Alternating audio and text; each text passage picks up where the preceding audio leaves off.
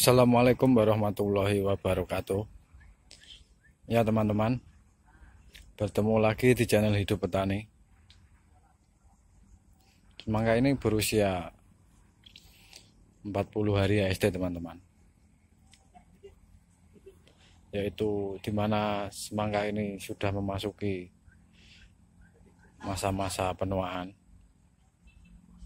Sebagian ada yang masih dalam masa pembesaran. Kali ini saya akan berbicara tentang pengalaman pribadi yang saya alami selama menanam semangka ini.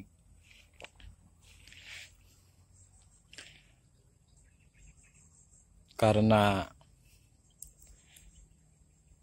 yang paling utama dalam menanam semangka ini adalah faktor utamanya adalah cuaca. Itu yang pertama yang ingin saya sampaikan. Dimana apabila kita waktu menanam dan kita bisa memprediksi cuaca, yaitu curah hujan dan curah panasnya itu bisa kita prediksi atau seimbang antara panas dan hujan, maka tanaman kita akan 90% akan menjadi bagus atau bisa dibilang akan sukses karena akan jadi semua hampir rata-rata. Dan sebaliknya teman-teman, apabila kita salah dalam memprediksi cuaca atau kita melangkah salah waktu mulai menanam atau waktu awal penanaman itu cuacanya tidak pas, maka 50% cenderung kita akan gagal. Yang saya maksud di sini gagal adalah tanaman semangka tetap hidup, tetapi buahnya cenderung lebih sedikit dan kecil-kecil. Dan kita pun akan lebih ekstra dalam menjaga, yaitu bekerja untuk menjaganya, yaitu mulai dari fungisida, insektisida, pemupukan, dan penyiraman. Kita akan kerepotan di sana karena tidak ada bantuan hujan. Dan apabila itu cenderung hujannya lebih banyak, maka kita juga akan kewalahan juga, yaitu untuk penyemprotannya atau untuk bahan-bahan fungisidanya. Jadi yang saya sarankan di sini teman-teman adalah selama kita menanam semangka, seandainya kita mau menanam semangka atau mengawali menanam semangka, kita harus benar-benar bisa membaca situasi atau bisa memprediksi cuaca. Bulan ini hujannya banyak atau cenderung lebih tidak ada hujan sama sekali, maka kita harus bisa mempersiapkannya dari awal. Kita harus memprediksinya terlebih dahulu. Dan apabila nanti semangka sudah berjalan, maka persiapan kita, yaitu mulai dari pengairan atau apa, pupuk, fungisida apa yang dibutuhkannya, semua sudah ada, jadi kita tidak akan kerepotan di sana. Mungkin cukup itu yang ingin saya sampaikan kepada teman-teman di luar sana. Jadi sepenuhnya tanaman semangka ini bukan karena kita pandai dalam membaca penyakit atau mengetahui tentang hama-hama dan obat-obatnya. Bukan itu teman-teman, itu hanya sekian faktor.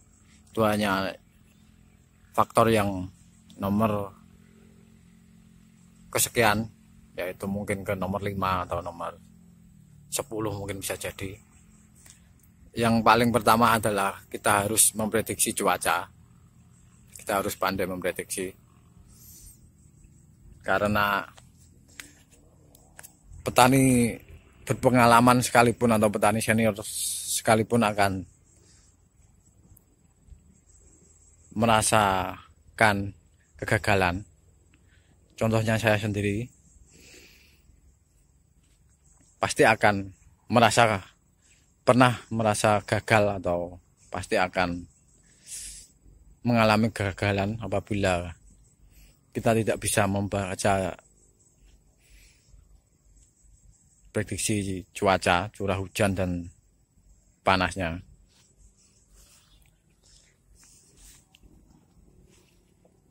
Dan ini buahnya teman-teman. Ini sudah memasuki berat 4 kiloan.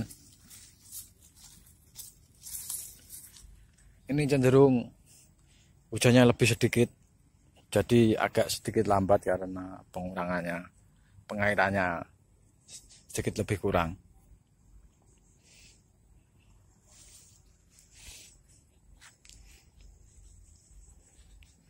Mungkin cukup sekian teman-teman video kali ini. Mungkin cukup itu aja pembahasannya, yaitu nomor 1 adalah cuaca.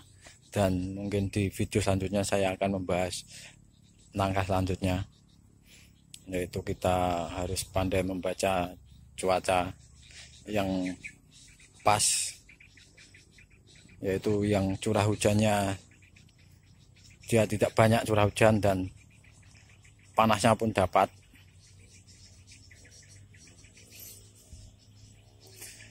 Oke, sebelum saya tutup ini videonya, kita akan melihat video buah semangka yang berwarna kuning, yaitu yang semangka inden kalau di sini, atau Pokemon. Buah semangka inul kuning.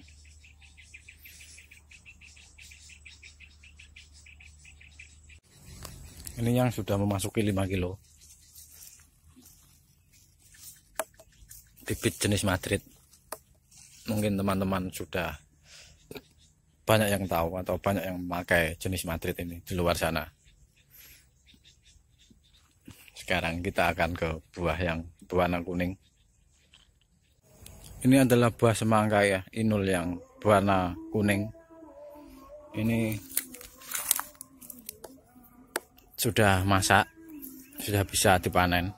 Ini kulitnya kuning dan isi dalamnya juga kuning. Dan untuk semangka yang tipe inden ini atau yang jenis inden ini ketebalan kulitnya sangat tipis, jadi dia tidak bisa begitu berat, atau beratnya rata-rata 3,5 kiloan. Sebagian ada juga yang besar, tapi cenderung lebih sulit dibandingkan untuk semangka non yang tadi itu. Ini cenderung buahnya lebih manis dan harganya kalau di sini sama. Ada juga yang dijual lebih murah karena dia banyak bijinya, atau dia sedikit bedanya, yaitu dia berbiji dan yang bulat tadi adalah yang tidak berbiji atau yang non, yang isinya merah dan ini isinya kuning. Ini sudah bisa dipanen.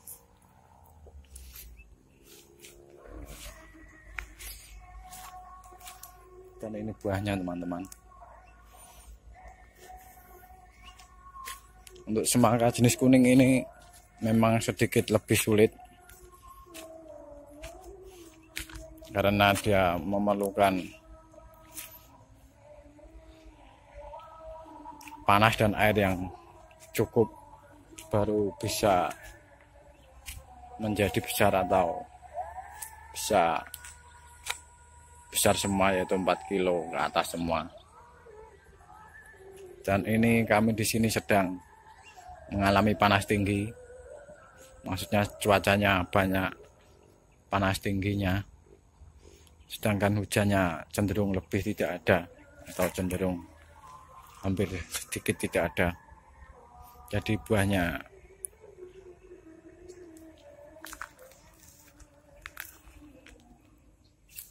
kecil-kecil.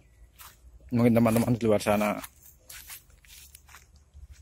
sudah tahu.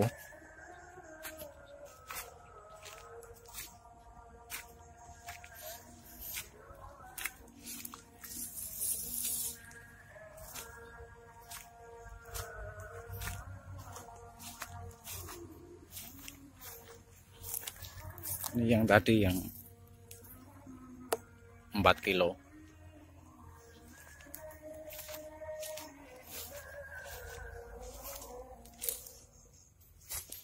Ini 3,5 kilo.